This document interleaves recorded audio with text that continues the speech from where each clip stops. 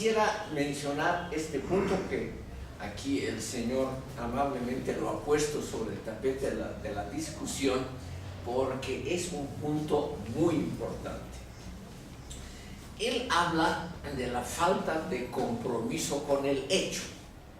Si yo me permito interpretarlo a usted, cosa que me puedo equivocar muy fácilmente, usted nos da a entender que la escuela no ha tenido una posición revolucionaria como debería haber sido, por lo menos una posición políticamente llena de compromiso, por ejemplo, de lucha contra, qué sé yo, contra el fascismo en los años 30 o contra el capitalismo en los años 60. Puede ser. Evidentemente, la mayoría de los miembros de la escuela, con la excepción de Wittfogel, que hemos mencionado, y de Marcuse muy etéreamente, o sea, muy en el campo de las buenas intenciones, los miembros de la escuela nunca tuvieron ningún involucramiento partidario. Pero, y aquí viene la defensa, tal vez, pudiendo equivocarme muy fácilmente, creo que uno de los méritos de la escuela es haber tenido distancia con respecto a partidos y movimientos políticos, en vista, estimado público, de que la historia de la primera mitad del siglo XX nos ha mostrado que esos compromisos partidarios han sido fatalmente negativos. Si pensamos, por ejemplo, en autores que han tenido un compromiso abierto, por ejemplo, Lukács con el Partido Comunista Húngaro, o Ernst Bloch con el Partido Comunista Alemán, o en Francia una enorme cantidad de pensadores afiliados, no al Partido Comunista, que siempre fue muy impopular entre pensadores, pero esa gran cantidad de partidos trotskistas, maoístas, anarquistas, que en Francia siempre fueron muy numerosos en la universidad y sin peso alguno fuera de ella. Aquí vemos que tal vez ha sido un mérito el haberse distanciado de esos movimientos, porque en la praxis todos estos movimientos han apoyado o han metido las manos en la masa de horrendos crímenes contra la humanidad. Si pensamos lo que ha pasado en la Unión Soviética, en Europa Oriental, etc., vemos, estimado público, que el involucramiento de pensadores realmente ha sido desastroso. Y el resultado ha sido desastroso por algo es que el sistema socialista mundial colapsó entre 1989 y 1991 y todavía no se ha podido recuperar eso. Pero evidentemente usted tiene razón. Les ha faltado de alguna manera un compromiso también con grupos que no necesariamente son partidos políticos, pero por ejemplo con el movimiento estudiantil. Y aquí quiero mencionarles a ustedes que en los años 67, 68, cuando explotó ese movimiento estudiantil en Europa, por ejemplo, Jürgen Habermas publicó su famoso artículo sobre los fascistas sociales, o sea, sobre los extremistas despreciables, pero de ideas socialistas. Así, socialfascistas los calificó Habermas a los chicos que participaron, por ejemplo, en la toma de la Universidad de Frankfurt en 1968. Ahí vemos que ha habido evidentemente una clara distancia, no solamente una distancia, sino el propósito de diferenciarse de esos movimientos. Adorno jamás los apoyó, Horkheimer ya estaba jubilado, nunca dijo una palabra favorable con respecto al movimiento estudiantil, y hasta los pensadores más recientes que hemos visto en las sesiones anteriores, como Axel Honneth, jamás de los jamases dijeron una palabra en favor de estos movimientos izquierdistas. De los pensadores de la Escuela de Frankfurt en Alemania, solamente uno, que lo hemos mencionado, Axel Demirovich, ha militado en partidos de la izquierda y apoya al partido que se llama el Partido de la Izquierda, que es el ex Partido Comunista en la República Federal de Alemania. Pero por lo demás no ha habido evidentemente ningún compromiso con los hechos. Pero también podemos decir que esa distancia con los hechos permite una visión crítica con los hechos. Quiero simplemente mostrarles, para explicitar este problema filosófico humano muy interesante, la actitud, por ejemplo, de algunos pensadores más o menos coetáneos, o sea, de la misma edad de Adorno y Horkheimer. Por ejemplo, el ya mencionado Ernst Bloch. Este señor creyó que no había que tener esa distancia con el hecho, para usar la terminología aquí de nuestro compañero. Y Bloch se adhirió al Partido Socialista Unificado, que así se llamaba el Partido Comunista en la Alemania Oriental, y hasta 1962 fue catedrático en Leipzig, que explicaba justamente la relación intensísima entre Marx, Hegel y el pensamiento progresista a escala mundial.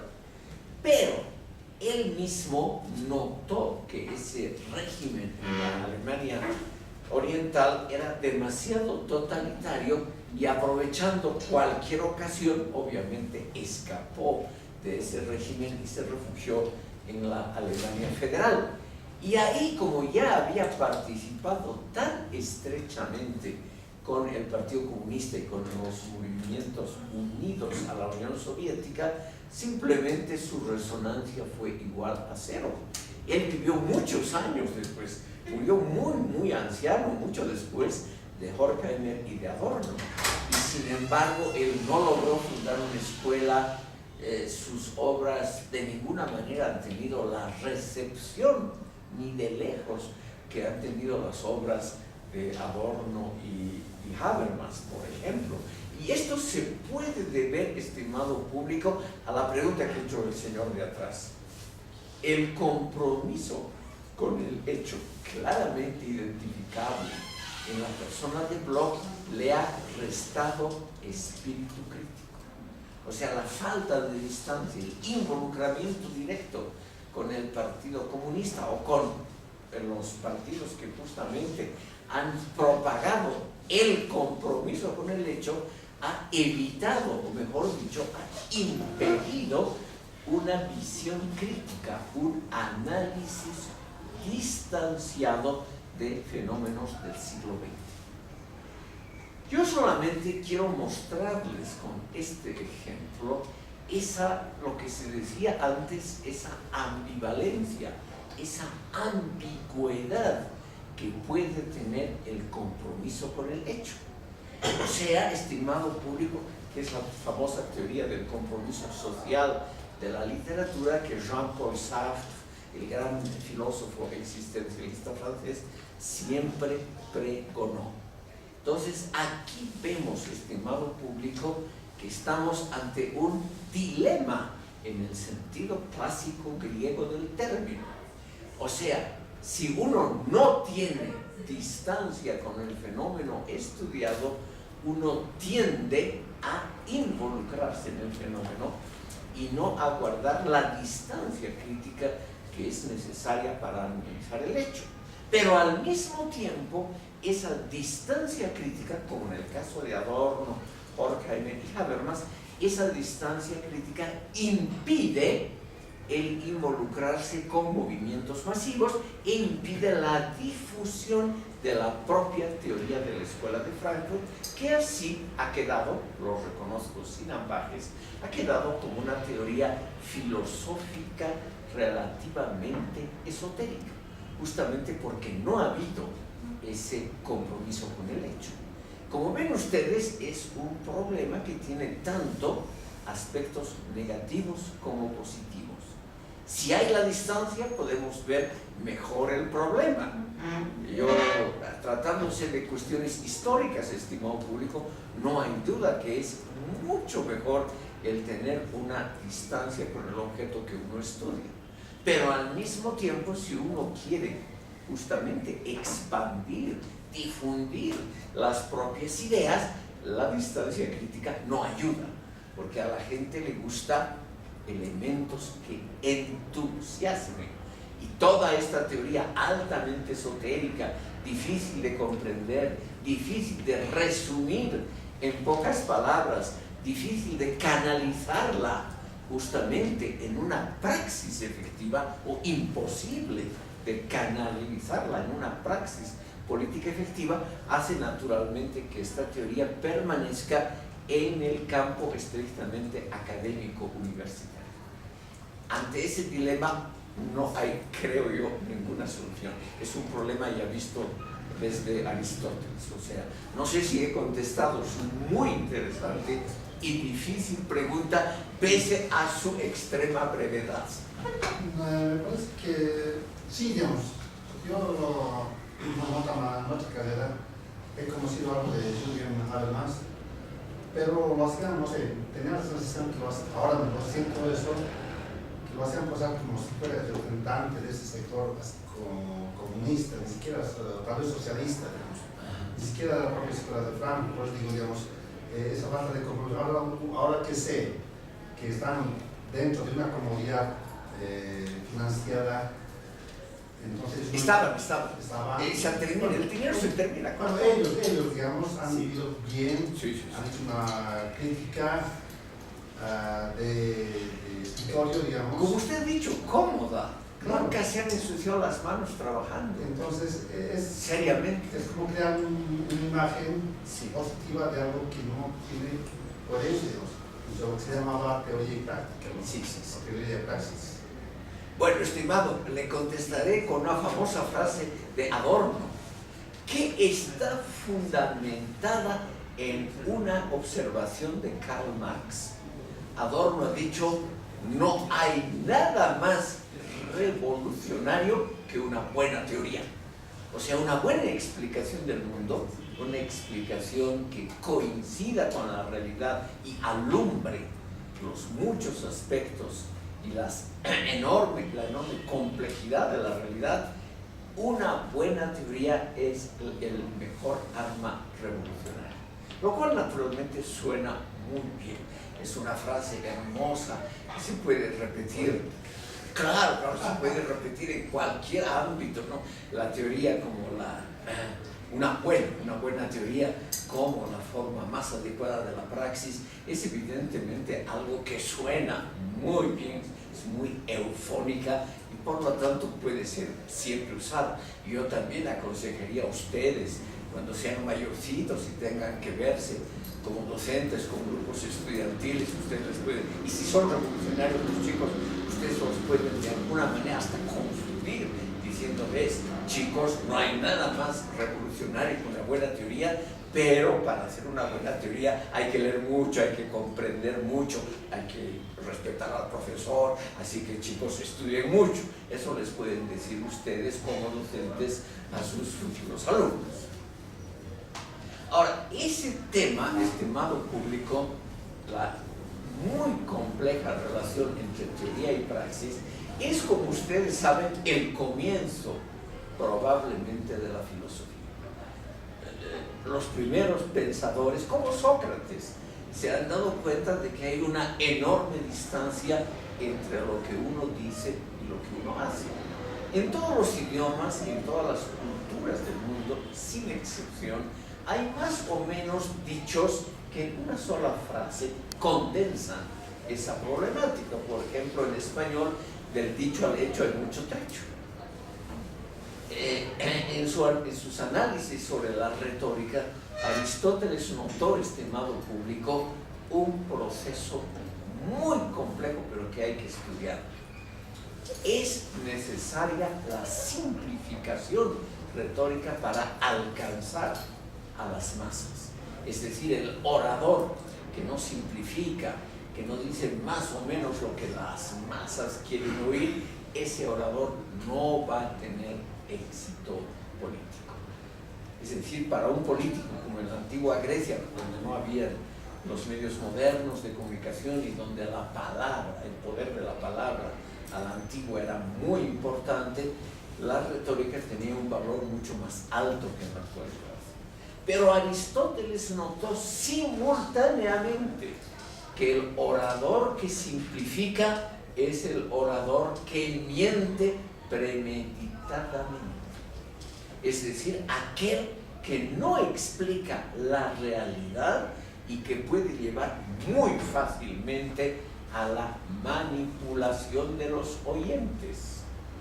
Por ejemplo, en el caso muy estudiado de Alcibíades, el alumno, el discípulo preferido de Sócrates, el amante de Sócrates, que como político es el que lleva a la guerra del Peloponeso y a la destrucción de la Atenas clásica. Entonces, aquí tenemos, estimados, es un tema muy estudiado desde la retórica de Aristóteles, no es ninguna novedad. Es decir, estimado público, tenemos el tema básico de que nosotros, por ejemplo, aquí en este grupo como ustedes, representan una especie de élite pensante. Y cuanto mejor piensen ustedes, o sea, más profundamente, cuando tengan pensamientos correspondientes a la complejidad del mundo, van a estar naturalmente más arriba en la apreciación de sus pares filosóficos o sus pares intelectuales en el mundo. Pero al mismo tiempo existe el peligro de que esa calidad del pensamiento que comprende la complejidad del mundo, que esa calidad los va a distanciar de las masas. Eso, estimado público, ha ocurrido aquí muchísimas veces. Tomen ustedes el ejemplo de un personaje muy interesante para ser estudiado psicológica y filosóficamente, como ha sido Franz Tamayo. El hombre llegó hasta la presidencia electa de este país y no pudo ejercer la primera presidencia, no por su retórica muy difícil, pero, estimado público, él realmente, en la forma en que escribía y hablaba, él no llegaba a las masas. ¿Quién hoy en día lee esos poemas escritos bellamente por Tamayo? Son extremadamente musicales, se parece muchísimo a la calidad retórica y la musicalidad en la poesía tamayana se parece muchísimo a Nietzsche por la eximia calidad del idioma. Pero al mismo tiempo, ¿quién lee las Prometeidas, las Oceánides, todas esas cosas? La gente habla mucho de Tamayo y lo tratan de rescatar aquí como uno de los precursores del indianismo, pero, estimado público, muy poca gente lo lee realmente.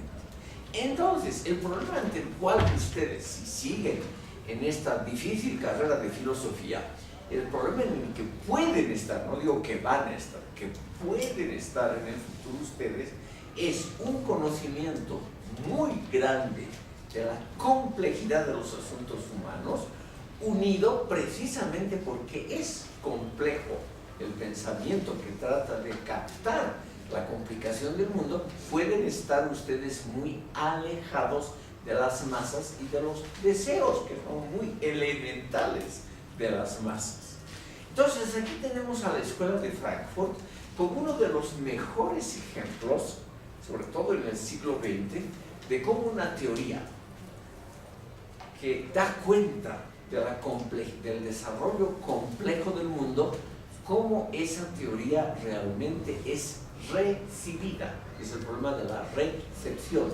Cómo esa teoría es recibida solo, positiva o negativamente, es decir, es discutida por medios académicos o por una estrechísima franja, por ejemplo, en el campo de la radio, de la televisión o de los periódicos, en programas muy raros en televisión que ha habido, que hay todavía, pero que no son los programas que llegan a las masas. Usted decía que aquí se lo ha pintado a Habermas como un representante de teorías cercanas al comunismo o al socialismo. Eso lo dudo mucho, porque él, estimado público, nunca tuvo simpatía por ningún partido. una sola vez firmó un manifiesto de apoyo al Partido Social Democrático, que es un partido de centro-izquierda muy moderado, que por ejemplo está ahora en coalición con los demócratas cristianos, que es el gran partido conservador de la señora Angela Merkel. Pero no se le conoce ninguna otra participación activa. Adorno jamás de los jamases dijo una palabra sobre la política interna alemana.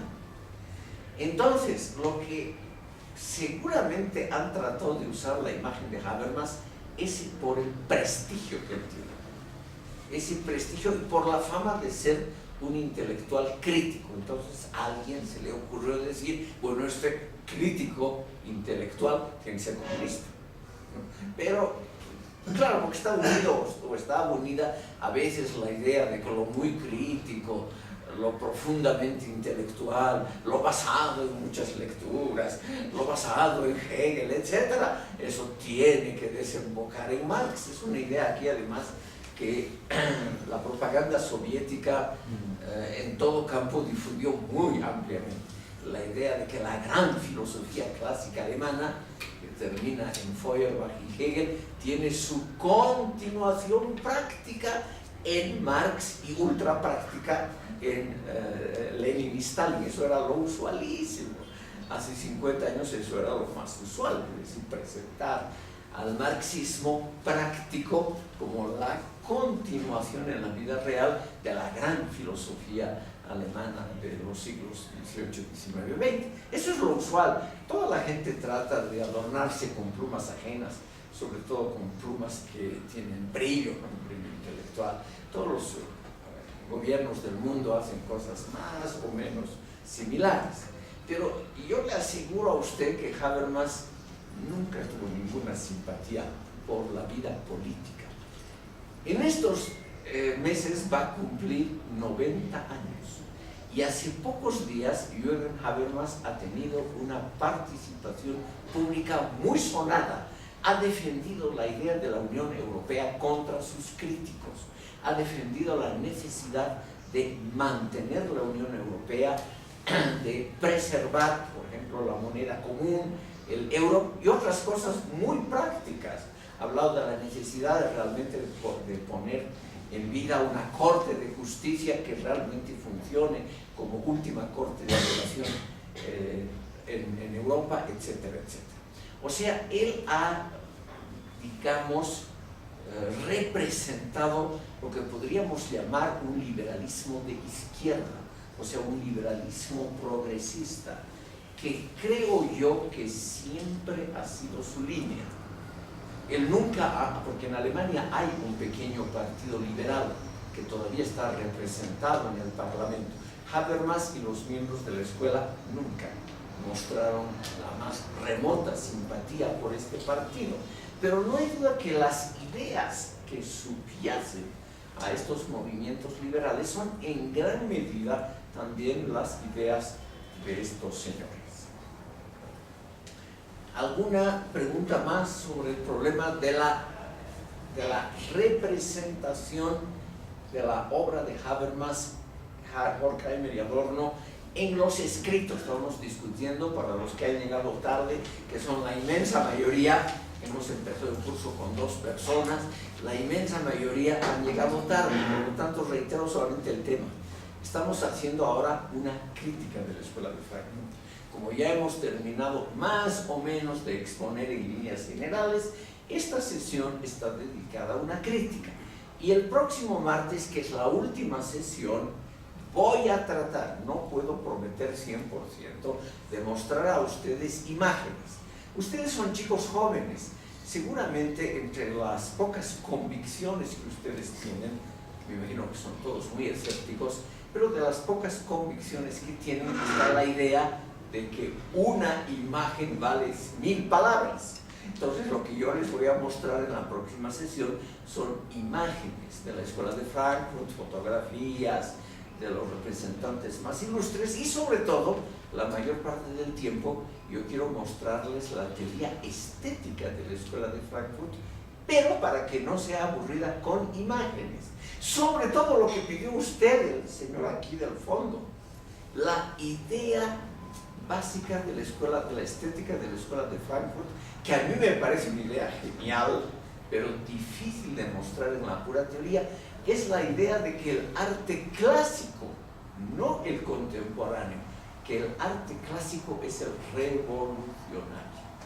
Porque, según Adorno y Marcuse, que han escrito largamente sobre ello, es el arte clásico el que representa la idea de la felicidad, el que es fiel a ese deseo utópico y profundo del ser humano de mostrar lo que Habermas y sobre todo Adorno y Marcuse han llamado la promesa de la felicidad. Según ellos, eso no se puede demostrar con experimentos, instalaciones y esas cositas que, con perdón de los artistas aquí presentes, hacen casi todos los artistas contemporáneos, sino que la idea de la felicidad se puede demostrar, según ellos, solo con imágenes de bienestar. Entonces yo les quiero mostrar en la próxima sesión cuáles son esas imágenes de bienestar en el arte plástico, en pintura y escultura, sobre todo en pintura. No les puedo, no quisiera mostrarles lo otro, Adorno fue compositor de música, y la mitad de toda la obra de Adorno está dedicada a análisis musicológicos. Eso es aburridísimo, estimado público. Y las obras de Adorno, llenas de largos silencios, esas obras musicales de Adorno son lo más tedioso que la mente humana ha concebido. Entonces no quiero yo aburrir a ustedes haciéndoles oír trozos del maestro Adorno, porque realmente como compositor era malo. Entonces lo que les voy a mostrar más bien es la teoría con ejemplos de lo que ellos creían que era la estética positiva, la ejemplar, la estética que podría todavía ser imitada. Y ustedes van a ver que son las grandes obras clásicas en la historia de la humanidad, lo que ellos han comprendido como promesa de bienestar. ¿Alguna pregunta sobre este tema del estilo?